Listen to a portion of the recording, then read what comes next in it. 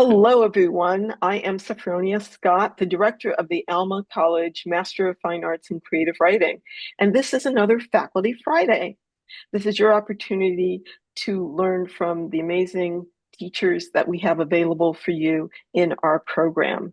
And today I'm happy to have with us S. Kirk Walsh, the author of The Elephant of Belfast. Kirk teaches both fiction and nonfiction in our program, and today we're going to be talking about time and fiction. Thanks for doing this today, Kirk. Oh, it's great to be here. Hi, everyone. So, Um, what aspect of time are we talking about today? well, I think that's one of the things, or a topic that comes up a lot in kind of the MFA environment because it has such a big impact on narrative and character and the stories that we're telling. And I think one of the things a writer learns quickly, is how to manipulate time to create suspense, to kind of create your narrative container, when to speed things up, when to slow them down. And yeah, I think the workshop environment is great for kind of just learning different, not tricks, but I think one of the things that can happen, and this happens to me too, like just getting a character out of a room.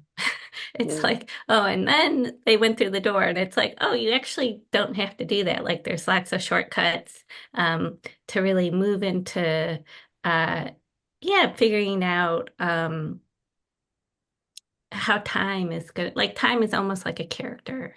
Yeah. Um, and so one thing that a lot of teachers talk about and writers is this notion of horizontal time and vertical time. And the horizontal time is, and then this happened, and this happened, and this happened. And the vertical time is where it will slow down and kind of, I think of it as like a dilation opens. And the character's consciousness, we get more interiority. And, choosing those moments really impacts the nature of the story or the novel.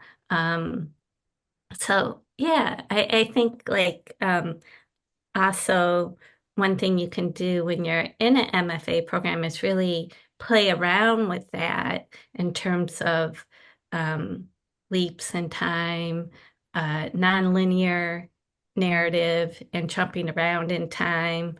I think that's one of the great things about the workshop environment is that you can kind of see what works for you. And there are like, I mean, this is a pretty popular craft book. It's The Art of Time in Fiction by Joan Silver. And Gray Wolf has this great series, The Art of, but she just kind of goes through kind of the pretty basic different ways that time can impact storytelling.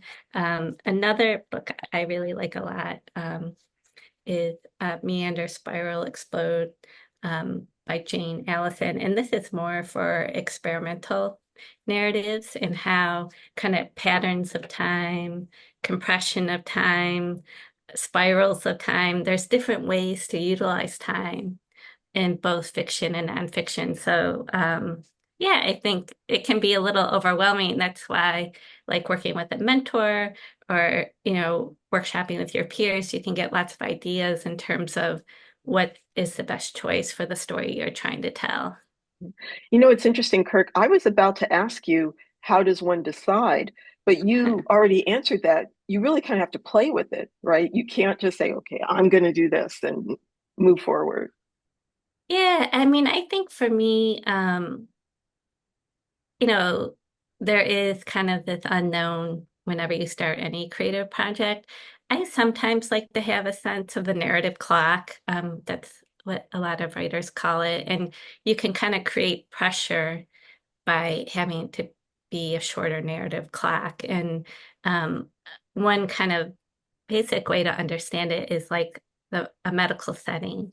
Like in a hospital, there tends to be a kind of urgent narrative clock related to like treatment or a medical condition. And it can, but I think that's a good way of just envisioning it whether you're writing a scene in a hospital or not, just kind of what's your narrative clock, what's kind of the deadline for whatever this character might do or not do.